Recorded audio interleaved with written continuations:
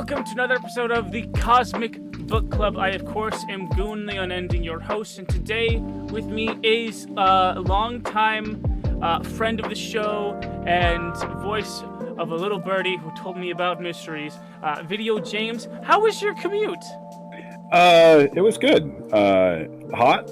It takes a little bit to travel through the center of the Earth, so You went perpendicular to the flow of time by going straight through, back out. Yeah, you gotta use the magnetic polarity of the Earth to funnel you through. Okay, that's interesting. That's an interesting one. It's like yeah, okay. It's like a gravity slingshot almost. But you got to use the entire core of the Earth is effectively molten iron that is consistently spinning, which helps keep us moving throughout space. If you go straight through it, you can use the gravitational pull of the Earth to just ricochet you when you come back out the other. Gotcha. It was thus ripping you from the normal flow of time into the perpendicular space. Yep, right through a wormhole. Awesome. Hits you right through any sort of Einstein. So here's our very first question. Why should people care about your TTRPG opinions? I have been doing TTRPGs probably for a good, it's been like 10 years at this point. I was a DM for a couple people for a solid 4 to 5 years before quarantine hit. And we started off doing books, just like easy stuff, reading through the books just to get people on board with how to play the game, and moved into kind of writing your own stories, because that's, I feel like every DM just reads through the book and be like, you know what? I wonder if I could do this better. And you take it from there.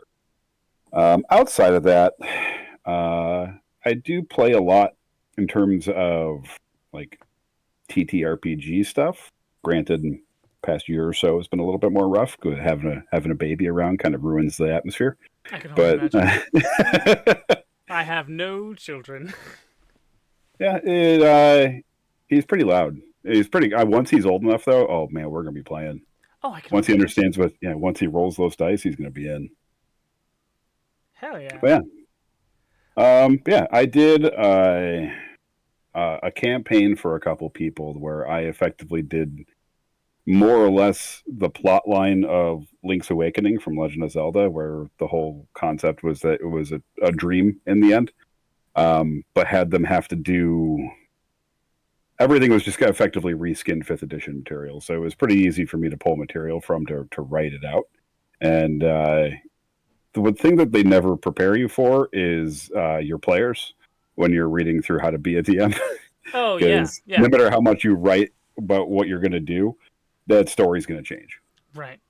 Yeah. We've definitely seen that firsthand through Trash Chronicles with what you guys pulled, jumping headfirst into the Underdark. That I was like, I had to like bring my astonishment into canon, with that. So I'd like to introduce you to a character that I have, a concept for here in my magical tome called the Goon Pendium. I'm thinking. He doesn't have an official name, but his working name right now is Buck, and he is he's just a country loving, blonde-haired, blue-eyed, big-smiled boy with an acoustic guitar. He is a Fey Hexblade Bardlock, whose patron is Dolly Parton, Mother of Butterflies. And That's delightful. So he's rocking up to the battle with a southern drawl and a song in his heart. I love this, and I think you and I've had conversations about this before. Of like, I like Western stuff and like Southern stuff, and you put me into that situation, and I think like probably out of the one shots that we've done, a solid half of them I've played a Southern character, or a Southern leaning character. So yeah. So the main topic that we are here to discuss today is, outlining plots and what that entails, some tips and tricks that you have for outlining plots for your Dungeons and Dragons campaign. And we kind of touched on this already, wherein it's not really possible to plan for the other sapient humans that you're playing with. Yeah, the best laid plans of mice and men, man. You get into a situation where you can know your players, you can know the people, you can know the characters that they're playing, but sometimes they just throw something at you that you just didn't expect to happen. Right. You don't like keep up with Dimension 20, really, do you? I'm not current. I've listened to quite a bit because I had to drop my subscription for a little bit. But Ah. I've listened to most of it, and I am fully aware. How upset would you be if I kind of spoiled a thing for you? You can't spoil things for me. It's Oh, okay. fine. Yeah, So there's a moment during. I get excited regardless of what. Gotcha. So there's at the time of recording, the kind of final battle of Fantasy High Junior Year is going on, and the set piece is thus: Seacaster Manor, which is a mansion slash a grounded pirate ship. A pirate ship called the Hangman. It was Bill Seacaster's vessel, and he made it into his mansion. It released. That's all up in the air, like by magical means. It is now a flying boat mansion in the sky, and it's fighting dragons and like a tempest. That is in the shape and form of the Nightmare King, the main protagonist from sophomore year. And Kristen Applebee's has been struggling with her divinity and all that, trying to work ways to get the her goddess of mystery back into fighting shape and all that. She decides to do a divine intervention to try to like make a way for the ship to pass through this tempest and whatnot. She fails. However, Adon had cast Simulacrum on Kristen, so OG, like flesh and blood, not magic Kristen, fails her divine intervention. K2, aka British Kristen, K2. K2, aka British Kristen, aka British and straight Kristen, looks into the tempest and says, "Blimey." Oh, and then no. succeeds on her divine intervention roll. Oh boy. And there have been clips going around about the incident that Brennan Lee Mulligan joked about quitting over. That is the instant. Because the act of divine mystery, these are his words, the act of divine mystery that saves the day in junior year is a clone of Kristen saying the word blimey. Blimey. Blimey. Oh boy. What I see, that's not where I thought you were going with this, because there is a common thing amongst the people who play on Dimension 20 and also Not Another D&T podcast where half the cast of that are on Dimension 20 as characters. Right. The fact that the actress Emily, and I'm trying to remember, Emily Axford, Yes. is chaos incarnate. Absolutely. That she is there to break every DM she runs into because of the way that she plays. There is no prepping for people like that, and I'm fully familiar with who's the dude who plays Kristen Applebee's. I'm really bad with names. If I hadn't had a nightmare shift at the male conformity store, I could tell you, but I cannot off the top of my head. I'm actually listening to their other podcasts in my spare time. That person in every campaign of Dimension 20 has been an Allie absolute Beardsley. thorn. Allie Beardsley, absolute thorn in Brennan Lee Mulligan's side. Absolutely. And it's always something ridiculous that they pull out of absolutely nowhere. And it shocks everybody at the table every time it happens. And you can't prep for people who play like that. The best you can do is have a hope and a dream, I guess. Right. Just so we're kind of talking about like setting up plots for your stories, and how do you do it when my first foray as a DM was playing as I'm a first time DM playing with 4 brand new people. They've never played a TTRPG in their life, and you run into these situations of like, are they going to be murder hobos? Are they going to go around killing every NPC that you put out? Mm-hmm. Are they going to be thieves? Are they going to actually try to be heroes? you don't know what you're getting into, and learning how to keep your plot on track without making it seem like you're railroading can be a headache, putting it lightly. I Um, like where you're going because me and Noodle had a very similar conversation during his episode. He made the point. You haven't watched ES Pizza, and that's fine. But he made the point that at any point during ES Pizza, he and the other PCs could have hopped into the ES Pizza van and went on a road trip, and I would have been absolutely fine with that because, in my opinion, as a storyteller and as a DM specifically, plot is where the PCs are. It doesn't matter what they decide to do really, because the world, like, if you think about you as a character in the world doesn't care where you go specifically. The world kind of maybe cares about the things that you do, but the world is still going to do the things that it had set in motion regardless of what you've done or what you choose to do. So if the PCs of ES Pizza decided to go on this road trip, I would have made it even more Scooby Doo than it already was. You mean a group of teens in a van solving ghost mysteries? Listen, they were just making it more Scooby Doo. And so when all of my vermin decide to jump into the Underdark, sure, I'm surprised, but honestly, that was the plan. I was gonna exile you guys to the Underdark anyway. I'm just like, thanks, I guess, yeah, for jumping in the hole. you're not expecting the I didn't wily expect you to go detective. willingly. Yeah, I I was had a gonna plan. make you go. I had a plan.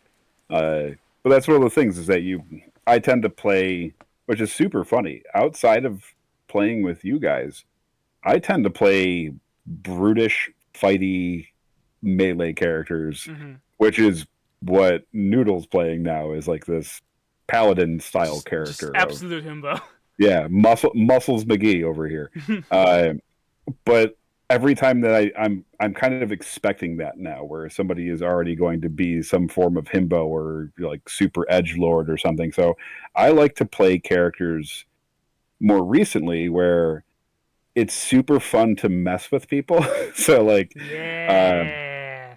That's what drew so me to Bard when I first started playing Dungeons and Dragons. My first I can see characters were you. I always can, Bard Sorcerer. I like just smashing those charisma casters together and just yeah. being sexy and powerful. See, I was fighter barbarian all the way because big numbers make number go up, do big Make number. number go up. Yes, Yeah, very good. yeah, Yes. make number go up, do Big big thing. number.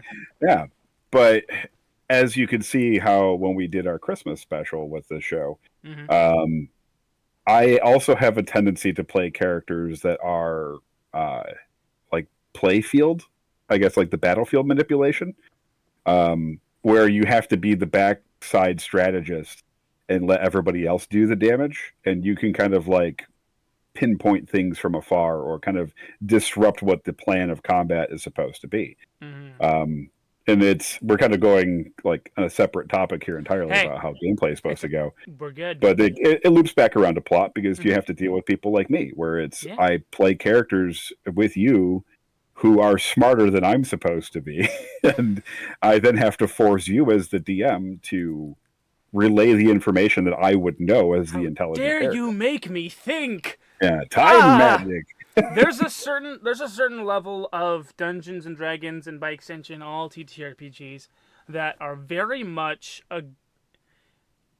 like a card game where there are 3 to 6 people versus the dungeon master playing this card game, but the dungeon master gets access to the big monsters, and that's how it keeps being balanced. And but there's so if you think about it that way, the TTRPGs are like a card game, but it's also very much like a video game, wherein there are things in the world. There's a big bad guy in a tower somewhere working his machinations. He's getting information from his generals and he's reformulating. He's doing other stuff to other places. and then there are four to six chuckle fucks going around and killing things. And when it comes to like outlining plots and whatnot, there's a certain level of session to session that a dungeon master really needs to worry about first, and then plot second. This session, Chucklefucks did this, which leaves my big bad guy in a tower to set up these other things. That are gonna bite them in the butt because the Chucklefucks decided to fuck and chuckle. Yeah, the my personal Chucklefucks that I DM'd for, the way that I planned things out after the first story arc that I built is I did everything chapter based.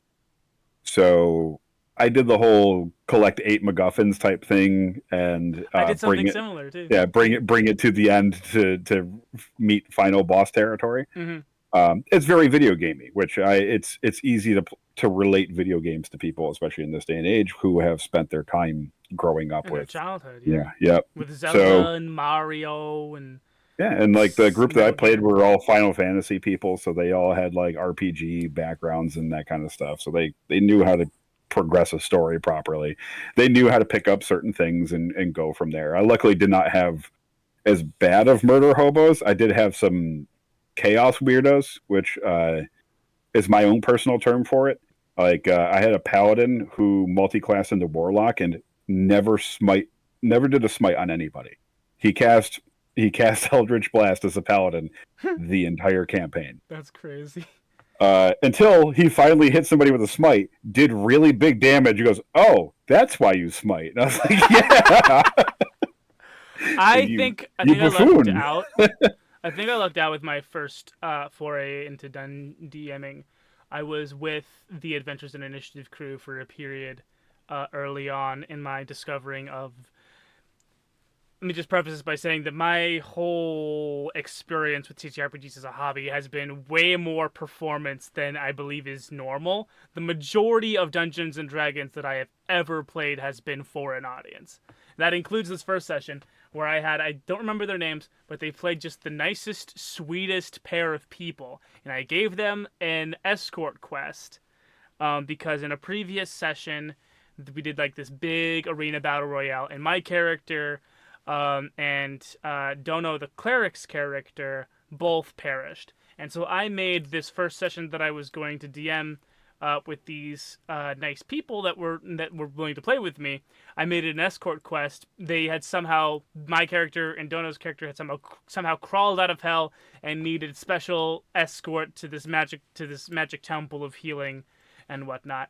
And I wanted to make them fight for the life of me, and I couldn't get them to. They tricked the goblins. They befriended the owl bear, and then they straight up lied like absolute champions to this like gold dragonborn like zealot paladin who was really pissed off at the black dragon who was wounded and just across the bridge. He was like, "I'm not helping anyone who wants to help the black dragon. But we want to help the black dragon. We're not going to help you. I mean, we're not going to help them." Lie rolled really well. And it was like DM makes plans, players laugh to adjust the saying. Man makes plan and God laughs. Quite literally the opposite sometimes in Dungeons and Dragons and in other TTRPGs. I like to think that it's flipped like that in the real world. Too. But we laugh at God? Yeah, why not? Yeah. Look at the show we've pulled off. Look at the show we've pulled off as humanity. Look at us go. Indomitable human spirit. That really kicks ass, really. Hell yeah. So in terms of like what you were talking about, where you're kind of developing how to play around certain people's play styles. I usually, before a campaign would start, I get a lot of background material from them, and I ask weird questions that they don't expect a DM to do. So, like, usually I'd be like, "What's your character's favorite color?" Why would they normally care about like their character's favorite color is? But my personal favorite, and I play into this every campaign that I do, is what's your character's deepest, darkest fear? What is your character afraid of? Absolute Yep. classic. The first time I ever did it, I specifically done it because the bad guy of the first arc was a night hag, and their whole deal is sneaking into people's dreams. Mm. So I had this dream world where there was already a night hag in it. They were in this dream world already, so this hag was making reality happen for their darkest nightmares, and That they were sucks. yep. So they had literally the first dungeon crawl they ever did. Every room was another character's darkest fear, and they had to roll against like charisma saves to try to effectively face their fears going through it. So like one character was afraid of werewolves because he was a sailor, and he was afraid of encountering a werewolf on a ship where you don't have the option to leave. And I was like, that's a really cool plot point. And That. this is going into something else of we were talking about like setting up And plot you stuff. really wouldn't have silver on a boat. No, yep, Like you you really wouldn't have this. wouldn't. Yeah, unless you had some sort of treasure. He was a swashbuckler, so he kind of had options of maybe there were treasure there. But that's a terrifying thought. You have a full moon But and like you're on a ship. silver tarnish is really easily on a boat. Yep, and you're You like, don't want that. Oh no! you're trapped on a boat with a werewolf with no way to kill it. Like that's a Oh my terrifying god. thought. Now another That's almost as character, bad as fighting a hydra in the ocean. yeah. What are you gonna do? Like Can't. you're How are shit out you of gonna luck. cauterize the wounds? Yeah. The other character had a huge obsession with the game Dwarf Fortress, and there was a bug in the original version of Dwarf Fortress where cats, when they died, they had a chance to explode. And the way that I ended up playing that was that they were in a field full of kittens, and some of the kittens were bigger than the others, and were starting to get a little bit more playful than they wanted to. So one of them hit one of the kittens, and it exploded. And effectively, they were reskinned like imps, where they just did fire damage whenever Oh they died. my god. That character couldn't hit any of them because he kept failing charisma saves to not get like surrounded by cats. It was actually very funny, but it was just a really interesting way to play through something where you have these characters that you really want to see how they play into their own character, where you can throw that out as a plot point at any time. So say you design a character, your character's greatest fear is Alright, so Buck, the Fey Hexblade Bardlock's biggest fear would probably have to be, huh. I can't imagine having any fears of Dolly Parton as your patron, honestly. it would be But tough, but their fear might be, if they're a bard, their fear might be embarrassment. Their fear might be disappointing somebody. Like it could be silence. something. Yeah, it could be silence. Yeah, that's Maybe he's brutal. a chatterbox because he hates awkward silences. Yeah. So you have a situation where you're playing this southern character. I'm going to throw it into the concept of a western campaign because it's still in my head. Yeah. So you enter I'm not into feeding into that, Godless West campaign you keep feeding me breadcrumbs of. yeah. No, sir, I'm not doing that at all. So say you enter into a saloon, and there's the option to like play somebody, like to duel somebody in a musical talent for free drinks for the bar or something. Mhm. And your character decides to take up the challenge, being like, "Yeah, I'm a bard, I can do this." And they go up, and the other person cheats and casts silence on the Silence stage. on stage. So your That whole would be performance bombs. so Yeah. bad. Yep. So now your character is in a situation where they have to face their greatest fear out of something as simple as somebody else stepped in and to literally just fuck you over. And That's not it very makes neighborly. yeah, but the thing is you take this situation where you have this plot point that may not necessarily even be its own story, and you Mhm. let that develop.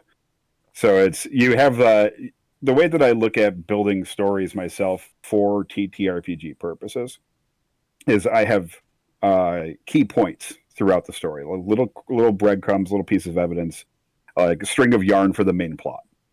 So the main plot is you pick up on this, you can follow the main plot out. However, you have situations like this one where the bard gets into a fear crisis, and now you have a situation of, do we take the time to rescue the bard from his situation, or do we force him to progress and now he has to continue on with negatives throughout a good portion of the campaign because he can't recover from his failure? So like a good So formula would be overarching plot relevant inciting incident plus character defining moment yeah, equals progression and of both personal character arcs and storyline. you also get a situation where we love as DMs to keep the story going. Like, Right. granted, you always want to see the ending of your story, Mm-hmm. but you want to see the fruits of your work come to fruition here. So, there's a better way to say that other than saying fruit twice. In But a meaningful way. We but want you, to see the fruit salad but you before us. also, how much fun is it to keep this going? Oh yeah, Like, you're playing a game, you just want to play this game forever. yeah. So it's I would not be opposed to getting back into the world of ES Pizza, as mundane and magical as it is. I'd love to go back to the world of the continent and country of Paternia from Daddy's Dungeon Beastmasters, which was kind of a riff on Dungeons and Dragons, but also Super Sentai stuff was in there also. But phenomenal. at the same time, those stories need to end, and I want to try other shit. Yeah, you want to try other settings, and sometimes the setting you're working with, it doesn't flow into. You're like, oh, I like doing this Western campaign, but boy, do I also like sci-fi. Like, Man, I love sci-fi. Gotta love sci-fi, and I also like mysteries, which brings us yeah, into our next topic. I've been thinking about this I've been thinking about this topic whenever I had the split second to have my own personal thoughts at work. Um, I think a great quote, and it's like a catchphrase of a famous fictional detective that can really help us like get into this topic. Is Sherlock Holmes' quote of, "If you eliminate the impossible, no matter how improbable, it must be the truth." And I think that is a great stepping stone into this next topic. We're talking about mysteries, what makes a good mystery, and how can we incorporate the good mystery structure into a Dungeons and Dragons campaign. Now there's a massive slider of little to no, like, sure, you don't know what's going on at the beginning, but everything gets explained pretty overtly right off the bat, and then you don't know what's going on, and nobody wants to tell you jack from shit. and that's going to that's the one where slider.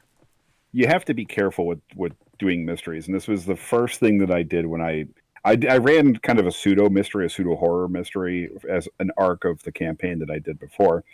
You have to balance fairness and fun for the players. Mm-hmm. If it's unfair and you're not giving any information at all, the players aren't having fun. Mm-hmm. However, if the players are getting all of the information up front, they solve it too quickly. You're now scrambling. You're not having fun. Like, you're getting into a position of you wrote a 5-year-old's mystery novel. Like, it's like, Right. oh, who had the crayons? Oh, the crayon was on the table. It's like, So what we the really have instead of a slider is more like a mystery curtain. You enter a room and you see shoes underneath the curtain. The level of mystery is how far and how quickly you throw the curtain open to see the guy or the dummy placed there by whoever's hiding from yeah, you behind the curtain. the red herring wearing a pair of shoes. Yeah. Yeah, Wait, is that? a red herring is a false clue. I know what that is, but like, okay. Yep. Okay. I might be a little too tired to think about this. I did just have a nightmare shift at the male conformity store. Hey, man, I get it. I do like a 10-hour day, like every single day. I also have effectively a second job recording. I also coach sword fighting, and then on top of that, I have a baby. So I'm pretty fried. I'm pretty like scrambled all the time, man. I get it. But yeah, going off of the difference. Oh, so the difference in the levels of mystery that I have done. I think I've gotten progressively more mysterious, As my campaigns have gone along, the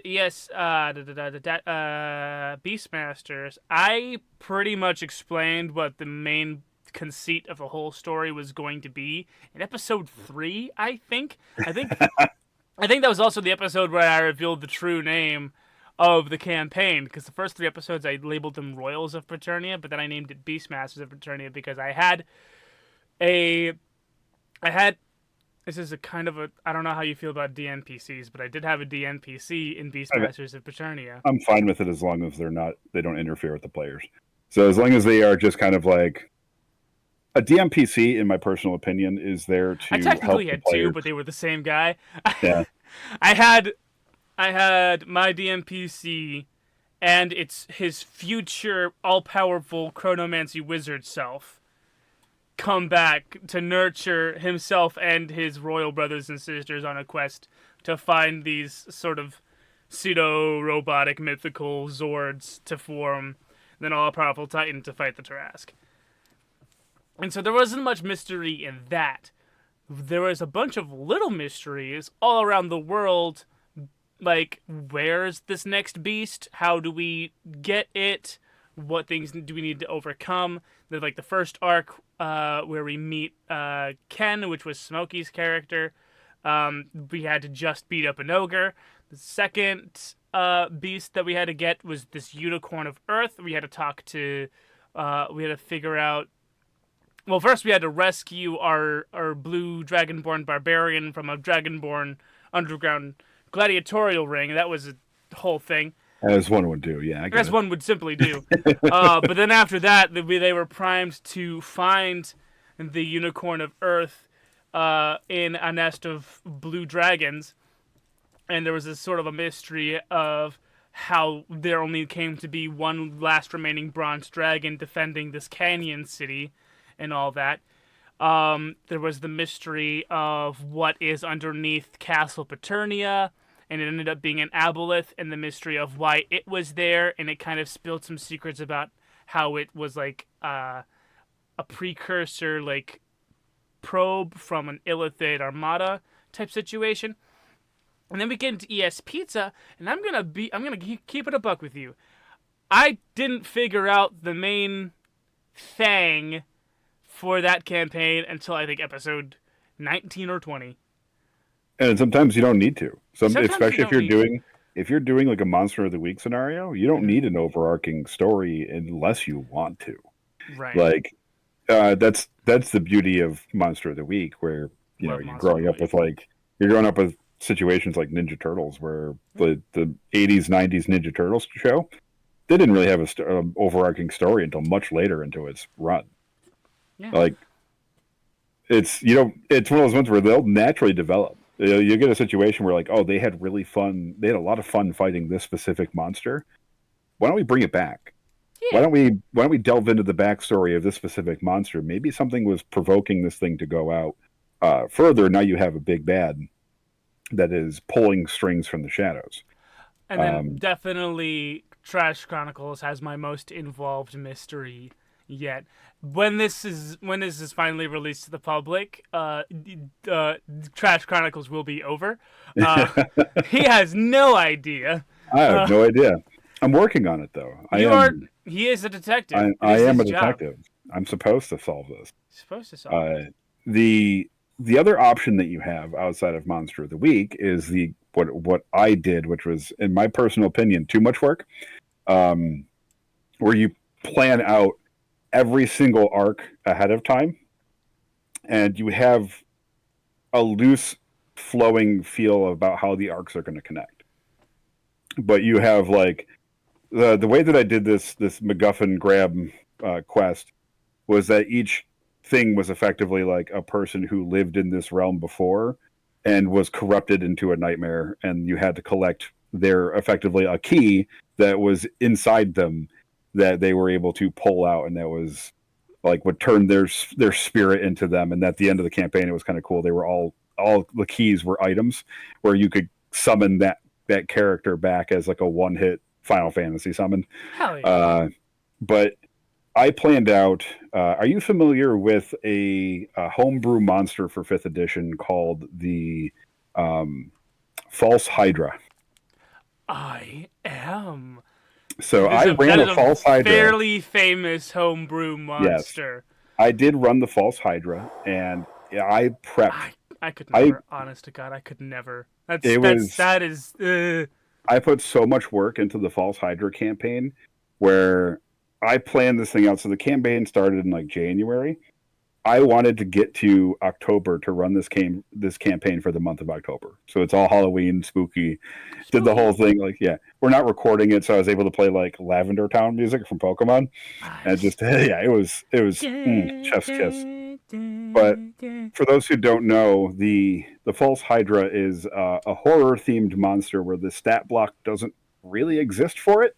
Some people have made their own stat blocks, but more or less the concept of it is if you hear the siren song, the false Hydra does not exist, and anybody who the Hydra eats, they then also do no longer exist. And never have existed, and Never, any no holes one in your knows. memory is filled with whatever is most probable.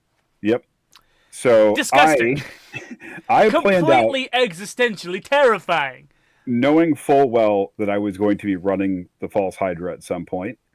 I dropped clues through every single arc of the campaign leading up to the false Hydra to drop a bombshell of there was a fourth party member that got eaten by the false Hydra. And there were little things that built up to everything going forward leading to that campaign because I loved the mystery aspect of it so much. So That is so the way that cool. I played this out was I had they didn't have a healer in their party. Their paladin was the only person who could heal. I took advantage of that by having random monsters have health potions on them. And it's like, Mm. oh, why does this owl bear have a healing potion in its stomach? Like, I did this regularly. It was just random health potion drops, random Deus Ex Machina where they shouldn't have survived, but something happened to push the plot forward. And the big one that I had done was going back to the previous portion about this character who had a fear of werewolves. He randomly had found in the place that he was a vial of quicksilver, and it was effectively like a liquid silver that he could coat his blade in. So he was able to defeat the werewolves because of some random item that he happened to find. Just happened to find. Come to find out, it was a multi-classed cleric and alchemist artificer Oh my who was god. helping them the whole time with healing potions and silver and like little things of like, okay, some of this guy was falling, but he managed to hold on to the rock at the last second. It was in fact the cleric grabbing his hand and pulling him out. And the way they find this was that there was a backpack in the room of the inn that they were staying in the first night, and the backpack had they when they woke up in the morning there was just a backpack, and they're going through it and there's a journal in it that has entries about them from somebody else's perspective. And the whole concept was that this person, when they got to the island, was eaten immediately. And they completely forgot about this character. So there was a character who I planned out for months to get. And it was probably one of the best mystery tropes that I've ever employed in a story. Because on top of having the standard issue, how do you solve the problem of the false Hydra? Like how do you get them to realize they need to cover their ears? Like how do you get them to notice what the problem is? And it's things like looking in you notice things in the mirror behind you that are off. There's a deaf guy on the island who screams whenever you're nearby. Like weird things like that, and it's horror and mystery go really well together. Oh yeah, yeah, Yeah. because mystery is all about not knowing things, and not knowing things is fucking Oh, scary. it's scary. Ah! So it's one of those my absolute favorite things I've ever done, and it works kind of well into what we're talking about for this episode, where it's not difficult to have an idea that you want to employ, and just think about little things you can do to drop breadcrumbs along the way, so that they slowly pick up the pieces. And Mhm. that's my favorite, absolute favorite thing in mystery is when you are given all of the pieces, but you don't solve the mystery yourself. Like if you're smart enough and you pick up on it, you can solve it before the main character does. That Mhm. that type of stuff. Like love media like that. I hate. I'm going to throw this out there, and it's probably an opinion that people don't like. The Benedict Cumberbatch Sherlock Holmes had a tendency to just have Sherlock Holmes present the information that he noticed to solve the mystery, but they didn't really employ that in the episode. Mm-hmm. Whereas you have like the Robert Downey Jr. movie, they show him doing things like he picks up a rock after the crypt explosion and licks it. And later on, you find out that the rock was pieced together with honey, and it was like designed to break. Mm-hmm. And it's like if you pick up I on do like those yeah, movies, especially yeah. the scene where he's drunk boxing that guy. And he's He like, plans this whole fight out. discombobulate. I wish I could. Honestly, I need to just get a clip of him saying discombobulate. Discombobulate. Discombobulate. He was actually a very, very well known single stick fighter, if that means anything to you. The fictional character Sherlock Holmes or Robert Yep. Downey Jr.? The fictional character Sherlock Holmes fought Okay. single stick, which is effectively a training implement for British saber. And he was a very good. But it makes it so that you can always, if you have a cane with you, you always have a weapon. Right, yeah. Mhm. That's why I did a summer class in bow staff. Oh, that's very nice. Yeah, listen. There's hardly ever a place where you can't find a long stick. Yeah, stick is a great weapon. Stick is weapon number one. Stick is We stick is God. So we talk about this in my fencing club quite often, actually. Where there's a. Are you familiar with the comic strip XKCD? I am not. Okay, it's like an ex NASA employee or mathematician who writes comic strips with the stick figures, and they're generally like. I want to say they were more popular, like maybe 5-10 years ago, where like Reddit people loved showing off how smart they were, and they loved XKCD comics because the guy was super smart. Mm-hmm. But he had a single comic strip talking about how mathematics is the most pure science, and everything else is applied mathematics. Mm-hmm. So it's like chemistry is just applied math, or physics is applied math, chemistry is applied physics, biology is applied chemistry. Everything else is just truncating down to math. If you're talking about fighting, everything boils down to wrestling and sticks. Yes. You're like, oh, you want to learn how to fight with a sword? Pick up a stick. Pick up a stick. Pick up a stick. It's good to go. Yeah, like you'll figure it out. There's only so many ways the human body can move something. Yeah, and there's only so many ways the human body can dodge something moving at high velocity. Yeah. And sometimes you just got to put something between A and B, Just, oh, boom, a parry. Become like water. Yeah. But it's all about. So really, it's all about just to kind of like summarize all of the things. It's about plotting out. I do want to actually the analogy where it's like a card game does work here because behind the screen your mystery is all laid out before you, and it's like having a set of trap cards set for your for the chucklefucks to trip into. Yep. But each trap is another little something. Maybe they go and meet the moles because the moles did something for the guy that they gotta defeat in order to save the city, and they find out that the moles are very good at specific things. Maybe they learned a thing or two from a rat who saw something that he shouldn't have and feels guilty about leaving, but feels like it was the best thing to do. There's always something to be tacked on to every interaction in service of a greater mystery. There's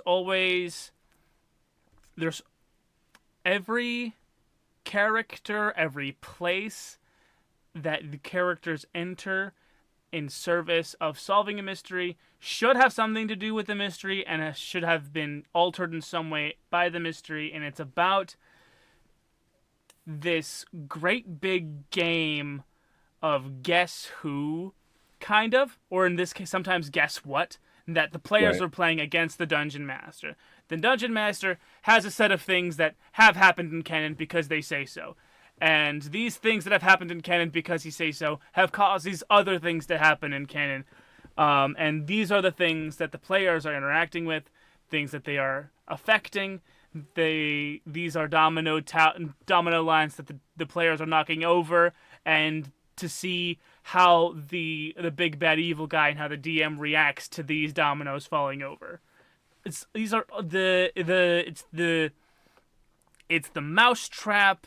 It's the pulling of the curtain slowly or quickly. It's all about what information you reveal when and how much. This is highly dependent on, you know, the tone of the scene even, and also the competence of the player character. I love it. I I like that. love this. I do like that you mentioned the player character I love because the it. player might solve it first, Mhm. but it doesn't mean that their character has. I love So, it when the dum dum finds the big plot thing and doesn't know what it means. And yep. then when all of the smarties are poring over their notes and scratching their brain holes and making conspiracy boards, and the dum dum says, "Hey, I saw that." There was a certain thing like that in Has Been Hotel where the egg boys are like, "Camilla killed an angel," which is great, which is a spoiler. I'm sorry, I should have put a spoiler warning on top of that. But I love it when dum dums find out the big thing and the smarties don't. I also think it's cute when someone's player character is smarter than them. I'm more or less caught up with all of the campaigns through Dimension 20, and there is a mystery whodunit campaign. I have seen that one with the. Is he talking about the one with the animal The folk animals, where Brennan's running like a clue? Grant's character is so much smarter than Grant, and I Uh think it's extremely charming. huh. And he does have a couple moments in the campaign too where he pulls off Truly, like a large reveal, and you're like, oh, he actually got it. he I'm so did a proud of thing. you.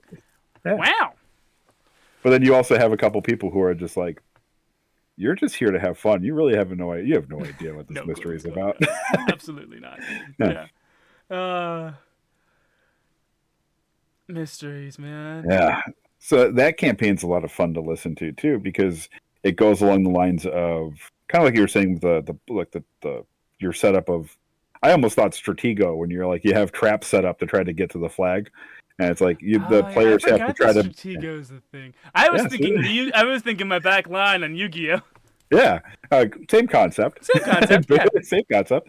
But the traps that you have set up are specific plot points that you can reveal once they get to that portion. Mm-hmm. But the thing about that campaign that I always thought was interesting is that there's also a ticking clock involved, where things move as the time progresses through the game, and that is, in my personal opinion, way harder to track. Mm-hmm. Like I prefer letting the thing just kind of run, and then figuring out where to take things from there as it goes. But the ticking clock does make a mystery more exciting A ticking because clock makes anything more exciting. Hence, all the times I've employed the Dragons of Fate you pull out in my the little hourglass. I hourglass, and just everyone's kind like, of silently reach up here, kind of inspect it a little bit, maybe give it a little kiss on its little dragon nose, and then flip it over. I say nothing. Hopefully, someone noticed, because I've got something in my head that's gonna happen once this is all to the bottom. Unless they do something to make it stop. I love this thing. Like, but it makes people also make impulse decisions where, and if you're doing a mystery, it can force them into situations that are, like we mentioned before, like red herrings or like a false clue entirely, or an absence of a clue, mm-hmm. where it's like you go into a kitchen and like there's a knife missing from the block, but if you're not paying attention, you don't notice that there's like a knife block with a knife missing from it. You just don't think about it. But then you find out later that somebody was stabbed to death, and you're like, "Oh, well, shit." Hmm. Yeah. Yeah. But it's like little things like that where that whole thing takes place in one house. So all you have to do is every piece of information that goes into each room and how much to reveal dependent on how good the player character is. Right. So we were talking about having a character that's smarter than the player.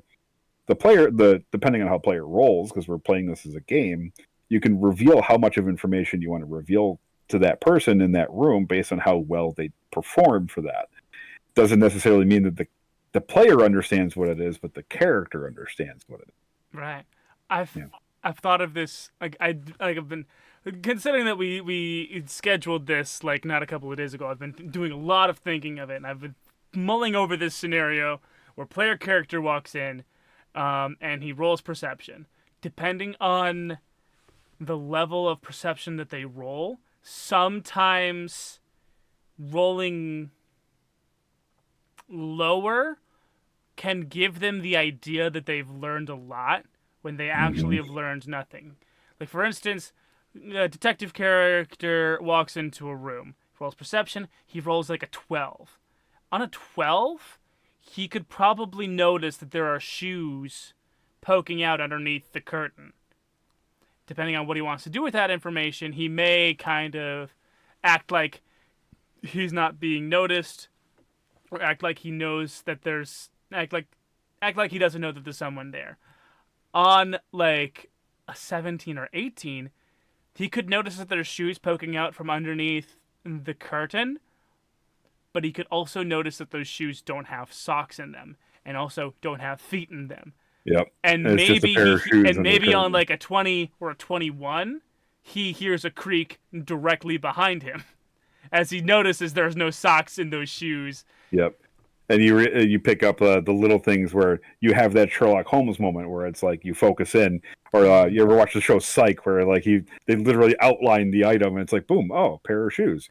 There's nobody in those shoes, like that type of deal where it's I like that too as well because you can employ that for any sort of character. It doesn't have to be for a murder mystery. It's you walk into a room and you roll poorly, everything seems fine.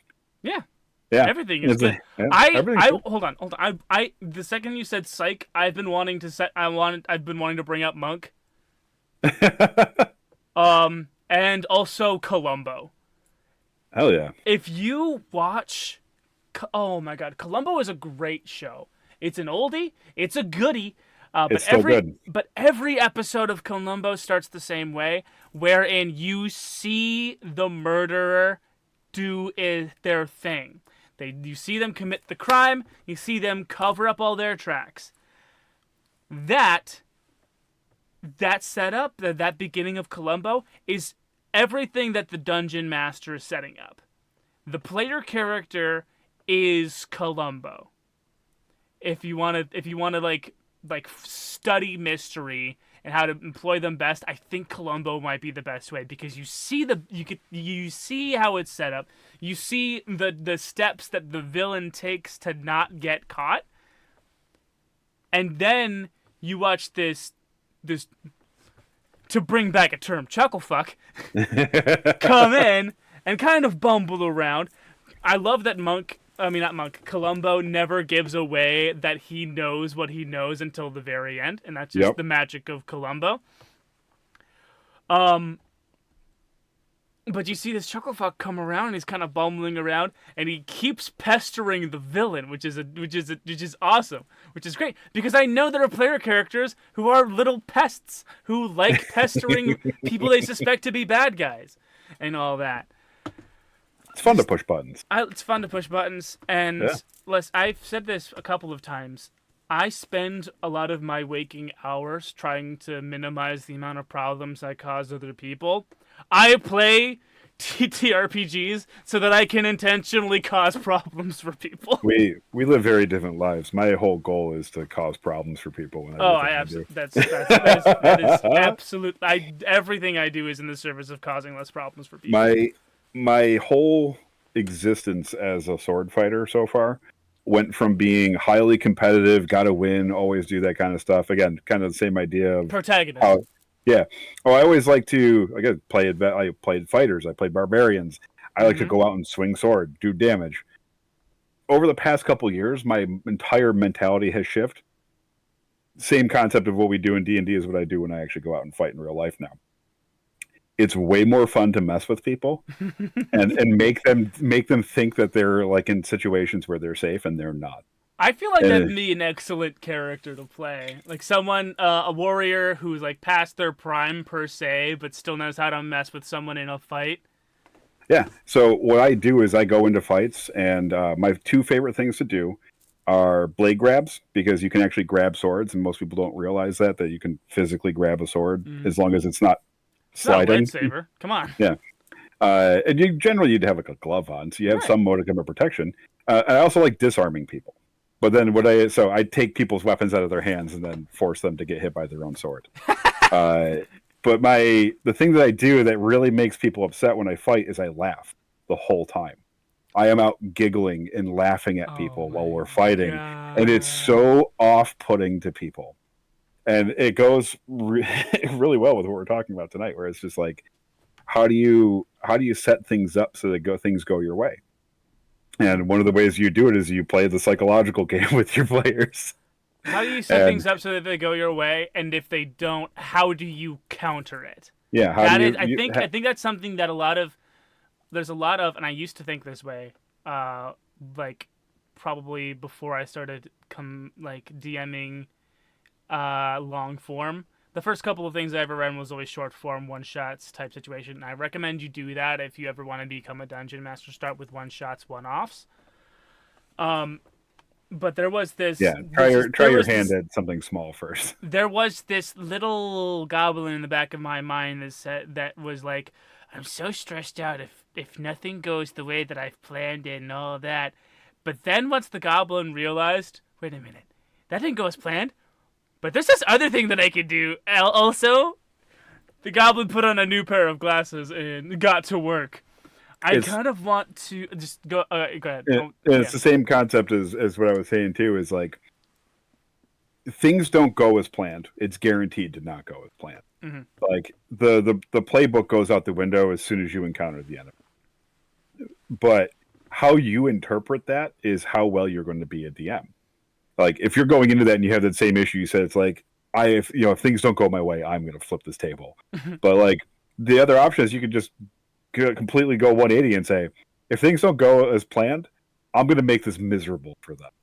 I'm going to have so much fun Um, changing this story around to my whims based on their decision. I am the god. Yeah, Who is to say that I cannot be like water? yeah, and change your plot points up. Those trap cards that you laid in your back line, swap them around. You don't have to keep them in one Hey, spot. this isn't Yu-Gi-Oh! You can pick cards up after you've Yeah. played them. Yeah, Come on. you can just pick that card up and put it somewhere else. Hey, you can Boom. play that same trap card later. You wanted to have this plot point happen in a haunted house. Boom! Now it's happening in a haunted mine because they decided that they wanted to go digging. Now and stuff. they want to do Western. So boom.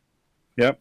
All right. So our last little section here is going to be a question from the r/Dungeon Masters Reddit, brought to you by u/Commander Focus, and their question is: verbal components can be sneezing? Question mark. Hi guys, I've been DMing for my friends for about 2 years now, and I just ran into this problem for the first time in forever. My druid and fighter were interrogating a prisoner who made a threat against the fighter's noble family. They got what they could out of him, and a guard took him back to the cell. The druid, on his way out, decided to summon small spiders around the room that would attack and kill the prisoner on his way out. There were guards in the room they were in, and so his character sneezed and failed to cast Conjure Animals. I was confused at first. I was confused and at first said no, since there's no way a sneeze could be an appropriate verbal or somatic component. The other players told me the book is vague about what verbal components entail and wanted to let him do it. So I abided to democracy here to keep the session going, but afterwards the guy they killed wasn't that crucial to the story. I remembered subtle spell is a thing, and that skill would be made useless if magic users could just do non-obvious things to cast spells. It also just rubbed me the wrong way, cause it was too simple of a way to take out people. How do you guys handle verbal components? Do they have to be obvious things, or can your players do things outside subtle spell to make it less obvious? So What's your impression? my first impression is I'm wondering what happened to cause this druid to sneeze and fail his ability to cast a spell. I do believe I read that as the roll came from on high to cast the spell, and it did not land very Okay. well. It wasn't that good. And the DM interpreted it that they as a sneeze. sneezed. But okay. but maybe it was like a 16, which is kind of nebulously good. And Yeah. so they were maybe Yeah, it was, one of those middling it was rolls. somewhere between 14 and 16, and the players were like, come on, just give it to him. So my first thought is, because I am, as much as I love rule of fun, I am a stickler for the rules when they apply for things that are not. You're thinking about subtle spell too. I'm thinking about subtle spell too, That was my impression too. Like, subtle spell is a thing. To be able to cast spells without talking is a specific feat that you need to have. Mm-hmm. But if I remember correctly, I want to say that there's actually something in the Dungeon Master's Guide for 5th edition that says that like verbal components literally have you casting, like you have to chant magic words. Mm-hmm. Like a sneeze. Here's what I would do. I think a sneeze would work if you had the subtle spell type deal. Yes. In this situation, if you were in a if you were doing a subtle spell and you were able to pull it off, fine. But if you are adding flavor to a failed roll, I would just say like, no, that sneeze is a sneeze. That's like that sneeze. doesn't. Or you throw it out there and they start fighting with you on it. Here's another interpretation of it: the sneeze fucked up the magic chant. Now something else is happening. The magic spell that wild. Yeah, the magic that you cast didn't work as intended now. Now it's all spiders hate you. Or instead of being multiple spiders, it's one big one, and it's breaking down walls. Or oops, the spiders are now sentient and don't know how to cope with it. The spiders are sentient and they think that you're its mother. Uh-oh. Uh-oh, the magic failed and you've isekai'd a taxman into the body of this fantasy spider. You summon small spiders, and the sneeze makes them come out of your nose as opposed to just ethereally presenting themselves. So your character for the next hour is sneezing spiders every other turn. Like how in Harry Potter the eat slug spells backfired and he started vomiting slugs for an hour. Yeah, my impression was, subtle spell is a thing. So if you have subtle spell, I think totally let the sneeze ride as the verbal components for the spell. But if you don't have it, tough titty, I guess. Yep. I'm thinking in this instance, what the players could have done is the druid cast that spell just out in the open. And maybe if there was like a bard or a high charisma character in the room, have them roll to win the guards over, as to be like, we don't need to talk to any. You don't need to tell anyone about what we're doing here, threatening this man with a spider, right? Maybe that's a separate roll for another party member to make. I like that idea too, because it goes off what we said before of like the whole concept of this episode is you're throwing in hiccups into the plot line. Their thing didn't work, but they still want it to work. They really do. So let's play it around. Let's play around with it. What can your teammates do to make this work for you? Yeah. How can your teammates help you with this to make sure that you can continue casting your spell? Camaraderie. Yeah. This is. I like that. He's on some BS. What BS are you on? Yeah. Can any of you help out? I'll let this succeed if you can pull off some garbage. You want to kill a man with a spider? Hey. Maybe you need to make sure that everyone present, including these NPC guards, are down for this man to be held hostage by a spider. Listen, hey. How do you know that this man even has a phobia of spiders? How do you know that his parents weren't exterminators by trade, and he decided to break the mold and go off and be a prison guard up at the castle. What were they? I have no idea. I was like, we're interrogating a prisoner. Yeah. Oh, a prisoner. Yeah. That prisoner was an that guy. exterminator, and the only reason he He's was in the jail. business of threatening nobles. Yeah. How did he get that way? Do you know? I mean, they did get some. Allegedly, they got information out of the guy. So, I agree wholeheartedly. Subtle spell is a thing. You need to abide by it. So a sneeze probably could not be the verbal components for this kind of spell. But hey, that's why you have friends. that's why we quest together. That's why this is a what's the term? Collaborative role playing. Yeah, collaborative role playing game. We need to collaborate. If you want to kill people with little spiders, you might think get you're the whole the team protagonist. Involved, man.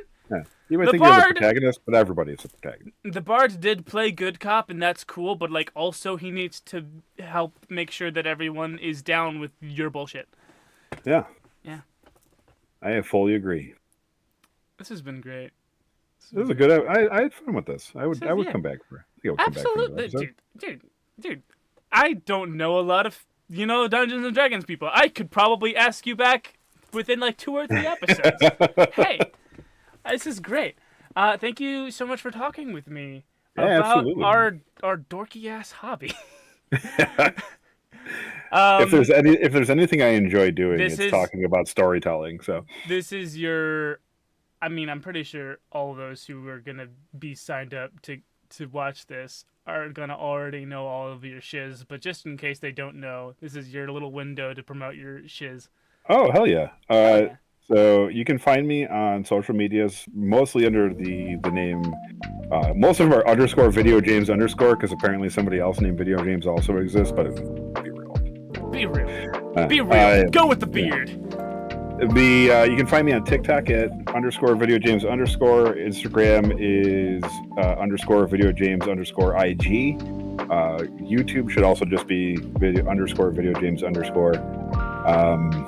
I have a website that I'm working on, so that'll be up shortly. That's going to be Vidio James. I think it's video-james.com. But that's TBD, and it'll be on my profile for all my social medias anyway.